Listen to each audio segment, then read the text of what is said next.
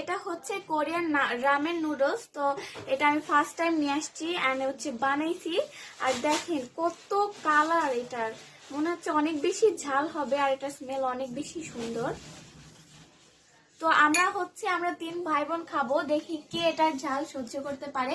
আমি তো অনেক ঝাল খেতে পারি, কিন্তু এরা দুইজন একদমই ঝাল খেতে পারে না, বিশেষ করে এ একদমই ঝাল খেতে পারে না। তো দেখি আজকে কে জেতে।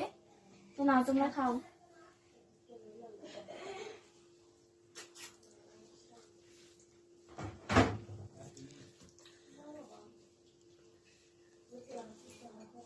তেঁতুল খাচ্ছে কেন?